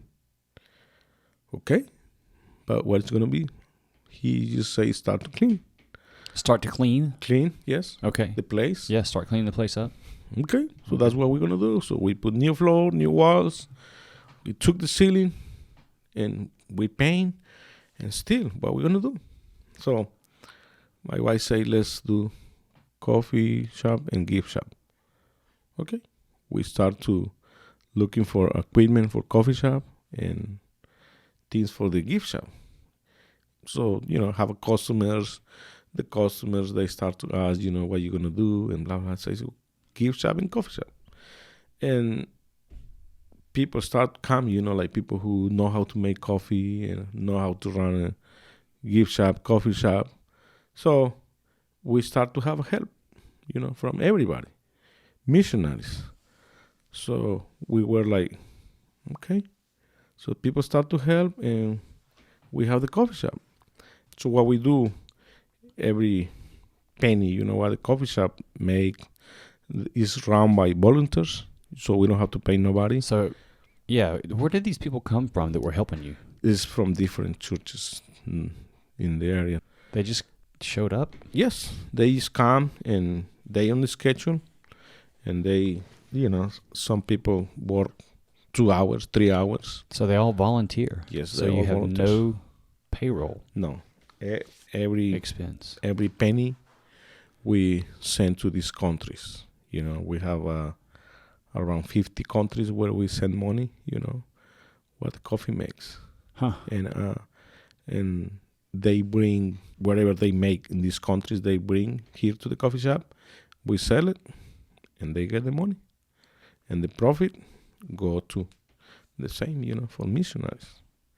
I'm just kind of thinking back on the whole thing, and you were in Mexico and running into dead end after dead end. I mean, you worked in Tijuana and you made money there as an 11 and 12-year-old, but trouble followed you wherever you went. It was drugs and alcohol and fighting and everything else, and you just, it didn't look good. And you had a moment where you were looking to end your own life when you got into a dialogue, a wrestling match with God. It's kind of like, I think of Jacob, when Jacob got into fought the angel, and that moment, it changed who Jacob became. He became Israel after that. And you had your own experience, and I asked you how you knew that was God, and you said, that's who you were debating and arguing with. Mm-hmm. It had to have been who spoke. And when I think about when I've heard that God has spoken to people, the thing that tends to make it real and make me conclude that in fact it was God is the fact that the words and whatever was said changed everything from that moment on. Mm-hmm. That it wasn't just a really powerful thought that nothing came of. Mm-hmm. Every time God has spoken to someone in Scripture, they were sent on mission. Mm-hmm. They then had a job to do. And most often, it was a job for the rest of their lives. And it sounds like that's exactly what happened with you. Mm-hmm. From the time that God finally spoke to you at 24 years old, mm-hmm. you got sent on mission. You felt like in that time he told you that he was going to take you from zero. And I asked you to where, and basically your response is to where I am now and wherever it's going to be. But the point was that it came from nothing. No. But you got 3 restaurants, you got food trucks with an S, and you got this coffee shop. All of it is to support other people Mm-hmm. and mission work. Mm-hmm. And I'm just going to tell you, if we just stop right there, that is amazing to me. Mm-hmm. That is exactly what he said was going to happen. Yes. And I can't help but just be in awe of that. This was a discarded child, 11 years old, Mm-hmm. that hopped in a van to Tijuana, 50 hours away, 2.5 days, Mm-hmm. and never to return at 11, Mm-hmm. with no prospects of the gospel, no understanding or knowledge of God whatsoever, didn't touch a Bible till he was 24. And to think about the work that you're doing now, that is just an amazing, amazing story. That's God, you know. That's the only way I can explain, you know, like my experience I have that day with him. He changed my whole life. My whole life. And talking about the restaurant, you know, we're gonna open the soup kitchen for the community. The pastor, the lady who offered me this, she came to my restaurant and she said, God told me to come talk to you. And she said, I'm been wrestling for 3 weeks. And this is the second or the third time we come to find you. And we finally find you. So God told me to come talk to you. And she asked me, what are you doing? She know we do missions and we help the community. And she asked me, like, what are you doing now? We still do the same thing. The coffee shop, you know, give food to the community. We still do the same thing. And she came like, I wish we can help more the community. But we don't have members no more in the church. And it's only in our heart and in our mind to help, but we cannot help. She say, we used to cook hundreds of meals. And we have a commercial kitchen. So when she mentioned commercial kitchen, like, you have a commercial kitchen? Like, how big is your kitchen? She say, commercial kitchen. Can we go and look? And in that moment, sure, you know, finish our food. And we went to see this commercial kitchen. So the commercial kitchen is, together with the dining room, is bigger than my restaurant. Wow. So when I was there, like, my goodness, this is what we need for the soup kitchen. You know, I was not looking for this. I was not planning to do this. So, you know, it's God. Because I know this lady for 7 years. And she never told me she has a commercial kitchen. So when she showed me the kitchen, I said, oh my goodness, you know, we can use this as a soup kitchen to feed the community. And she was like, here's the key. Do whatever you want. That's amazing. And I've talked to people on here that have similar stories. And I guess in my former life and when I was in the corporate side of things and my focus was really on the corporate work that we did, you went to work, you came home, went to work, came home every day, and that's just what you did. And we just weren't involved in kingdom work. I mean, you can reflect the kingdom of God in your work, whatever you do. That's for sure. But the work itself, I mean, we weren't actively each day trying to serve the kingdom of God. When I got out of that and involved in this work, where I have conversations with people who actively do pursue the kingdom of God and that kind of work, and have gotten to a place where they believe they have conversations with God, and they believe that they have, and not just believe, but confess that they say, hey, God, my life is yours. Work through me. That things like this happen all the time. all the time. People say, somebody showed up and gave me money. Mm-hmm. And with that money, we were able to do this thing in the kingdom. Yes. I'm just going to tell you, people don't just show up with money for people who are not looking to do Mm-hmm. kingdom work like that. I haven't seen it happen. Mm-hmm. And I'm amazed every time I hear a story like that. And you've told me 3 or 4 where a guy basically shows up with a bag of $20,000 Mm-hmm. to get you started Mm-hmm. in this entrepreneurial place where you could then go and multiply it Mm-hmm. for kingdom work. Mm-hmm. I've just heard it over and over again, and Mhm. every time I hear it, it just blows my mind. But I don't know why it does. I don't know why it does. I guess it's just because it's not of this world. It's only something that God can do. Yes. He can do it. And but we have to believe it. That's one thing, We have to take action. That's what it takes, action. And always, sometimes people come to me and they say, I don't know, what to do, how to do something. And sometimes I give them, hey, take this $10 bill and go. Go, I don't know where you're going to stop, in a restaurant, store, wherever you want to go. But you have to do intentionally. Take this $10 bill and go. If you see somebody, just tell them you want to pay for the milk, for the drink, for groceries, whatever. And do it. Yeah, a friend of mine, I was just looking up which episode it was. It was episode 7. It's a friend of mine, Sam Marcinick is his name. And you know Sam?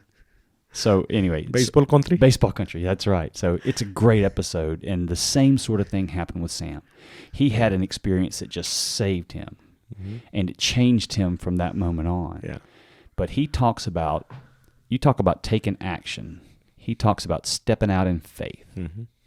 And he's like, if God puts something in front of me and I don't step out in faith, I'm robbing him Yes. of a chance for somebody to get close to him or to glorify him. Yes. It's not like you're just kind of hesitant, but you're actually robbing God of glory when you don't step out in faith. And what you call it is take action. Take action. Yeah. And you've done it. Yeah. You've done it over and over again. You did it. You took action Mm-hmm. before you became a believer. Mm-hmm. In lots of cases, even when you went to Tijuana. I mean, you're like, I got to do something. Yes. And I believe God put that in you way before you were a believer. Well, God, the Bible say God know you before you. He sets you up. Yes. So when you were doing all that bad stuff, he was shaping you into the person that was going to do the good stuff. And yes. He built you piece by piece. He took care, I took bad decision, but he still, took care of me and that process. Yeah, that whole stepping out in faith thing is real. And what you said, you have to believe. And I think the difference between when I was in the corporate world and other, it wasn't that I didn't believe in God. I did. I don't know that I had that kind of faith that these kinds of things could take place in the modern world. Mm-hmm. That somebody's not going to knock on my door, hand me a set of keys to a facility that's exactly the thing that needs to be done, and I take it and run with it. Yes. I just didn't think that kind of stuff really happens. That is something you really need to do something, because as humans, we like to control everything, to control everything. If I have money, I do something. Well, I like to be God, right? Yeah. That's the original sin. Yeah. We want to be God. Yeah. He says, no, let me be God. So I don't want to be crazy. But, you taking that from God. Because when God does, you don't have to have money. You don't have to have money. He doesn't need your money. He just need your obedience. Through your faith. He just need your obedience. You don't need to have money. So people are gonna call you crazy. Why you gonna do this? I get used to now. Like I went and I bought all the equipment, for the soup kitchen. because, hey, I don't have to worry. God, He owns everything. So, and I haven't. This is like before I came here, I post on Facebook the video. First time. I've been working on this. I already have the kitchen. But I have to take action. I cannot wait. My idea is to have a soup kitchen. If you give me money, I'm gonna have a soup kitchen. But if I don't have the money, I'm not gonna do soup kitchen. No, it's action first. Action first. Then That's faith. after this video, people call me. What do you need? Yeah. I give you money. Sam says the same thing. Can we see you at Lowe's to buy the water heater? Mm-hmm. Somebody call me. And because I want, show my action first. Because that's the way God is, He want to see action, like He asked Moses, what do you have in your hand? Just a stick. Okay. That's right. Look what the stick became. That's the power of God. So that's what we don't let God to do when we say, well, I wish I can be a teacher. I wish I can be a pastor. I wish, no, just yourself. Yeah. And usually, that's such a great example. He asked Moses, hey, Moses, he's like, I'm not prepared. I can't do all this. There's, this things that have to be done or whatever. And he said, literally, what do you have in your hand? Yes, sir. And that's just, it's very similar when people think about what they need to do that might be big or whatever. Usually the thing they need to do is the thing that's right in front of them, that's already been presented. Yeah. And to be spiritual in the way that you think puts you in a posture such that when somebody brings something to you, you recognize that that's God moving, and you just take action on it. Yeah, you've lived that, and that's just that's a powerful and amazing testimony and a lesson to everyone. I mean, here's a kid, didn't speak a lick of English, wasn't English. a citizen, nothing, had no education, didn't have a place to live, slept on the floor of the church just because they were nice enough to him.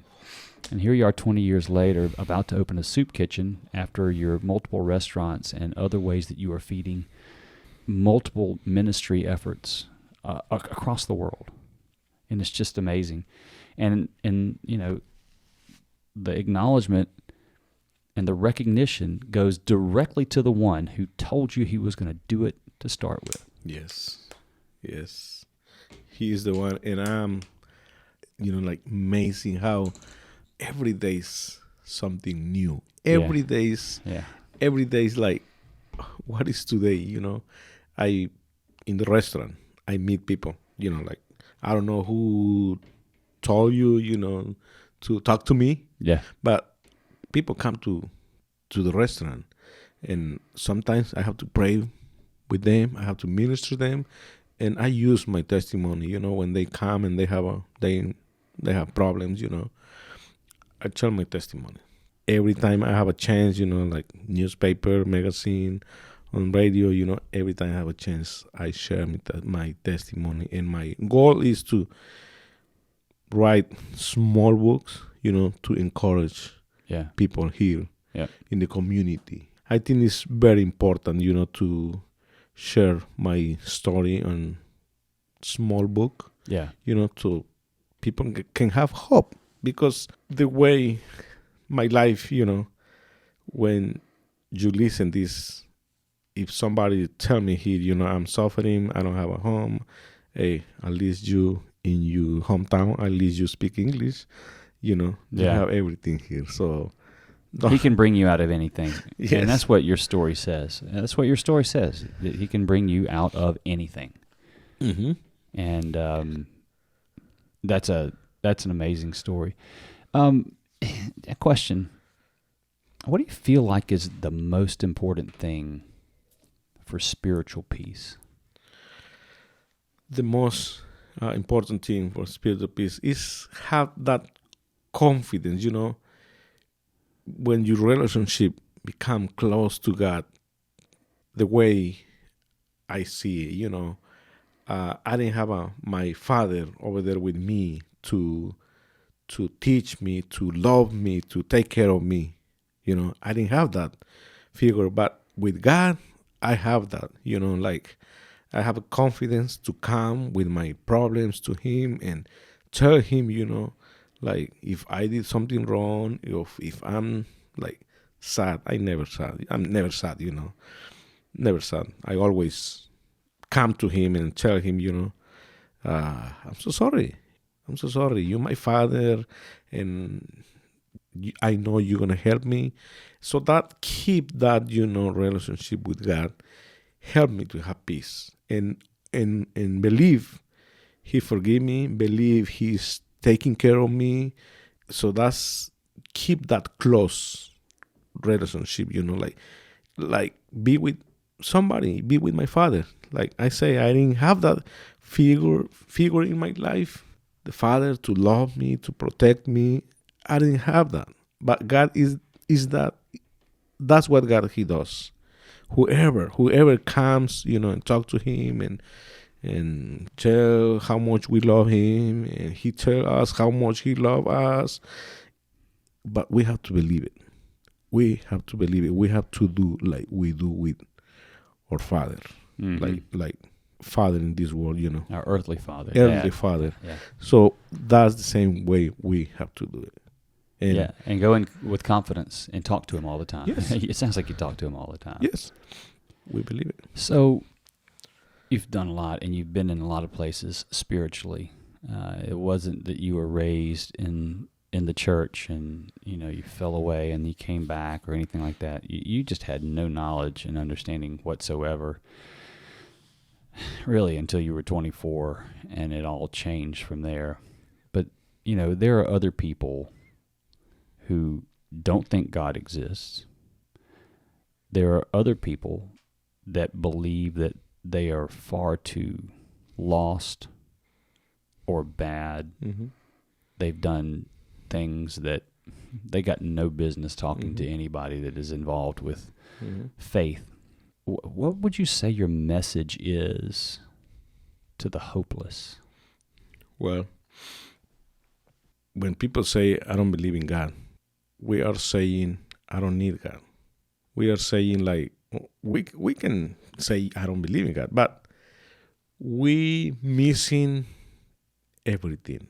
We missing everything, Since I was, let's say, 9 to 24, my life, it was a mess because I didn't believe in God. I didn't believe in God, and that was my choice. But not because I say doesn't exist God, He doesn't exist. He exists, but I don't believe. So I'm missing everything. Look what God is been doing in my life, through my life, since I surrender myself. I believe on Him.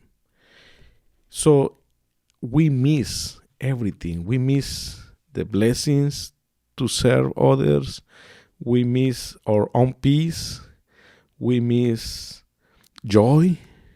We miss blessings. We miss everything. So we can spend our lives saying God doesn't exist. We're missing everything. That means, like, I don't want to be happy. I don't want to be happy. I don't want to be blessed. I don't want to have joy. That's what we do when we say God doesn't exist. So what would you tell people? Well, how would you coach people? What would you say to them that feel that way, that say that? What would you tell them to do? There is a saying we say in Mexico, like, you want to know me? Like when we're fighting, touch me, touch me, and you will know who I am. Yeah. Like when we're fighting, we always challenge, touch me. No, you touch me first. So we do not know who He is or how strong He is if we don't touch Him, So that's what I tell people all the time. You really want to know God? You really want to know God? I cannot convince you, but you want to know? Touch Him. Touch Him, touch Him and you will see. Yeah, whatever. You don't have to tell me. You can go to your bed. You can go anywhere you want to be hiding. Touch God. tell him, hey, I want to touch you.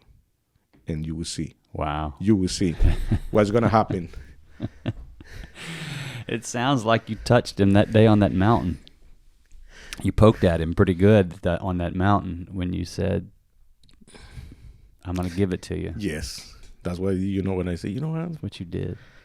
I give you everything. And that's the confession, I didn't know what I was doing. It's like, you didn't, but it sure changed everything. Yes.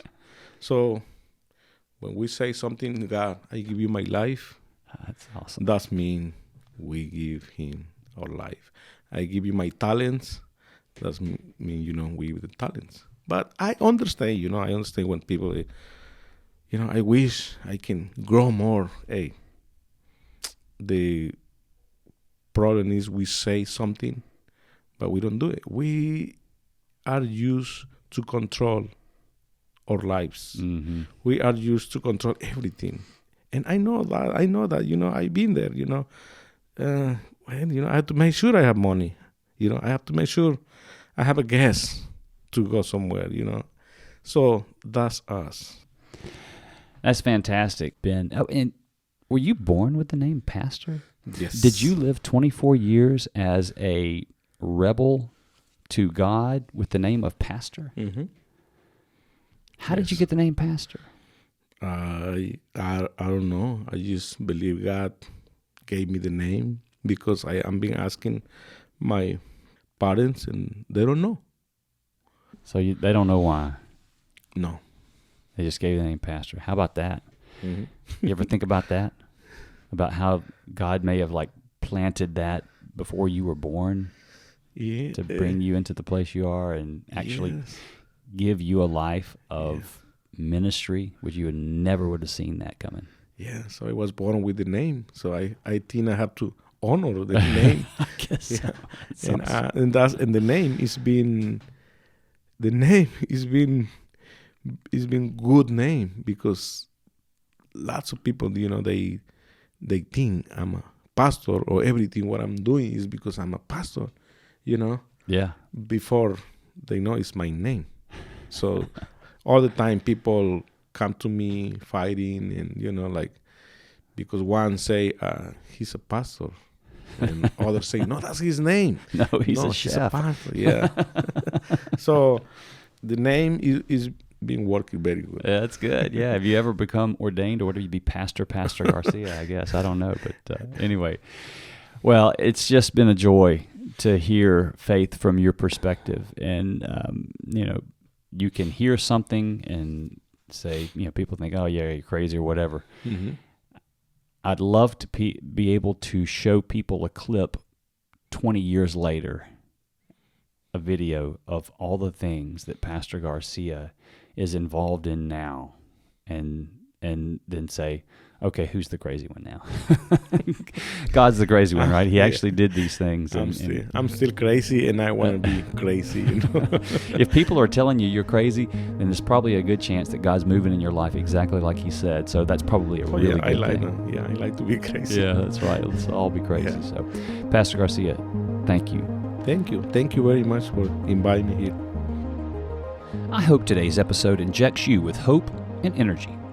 Hope in knowing that there is no place you can go where God is not actively pursuing you and is anxiously waiting for you to reach out toward Him. And energy to take active steps of faith rather than staying where you are. Pastor Garcia's words have been, okay, let's do this. And he'll tell you each time that he does this and believes, God stuns him with faithfulness and blessings. Touch him, and you will see. Thank you for joining us today on A Stronger Faith. Please pray about how God might lead you to share your own faith to impact the kingdom. If you feel like this podcast might be the opportunity God is placing before you, or if you know of another story that could move others toward Christ, please reach out to us at astrongerfaith.com/connect or on Facebook or Instagram. Until next time, we pray for peace and a stronger faith for you and those you love.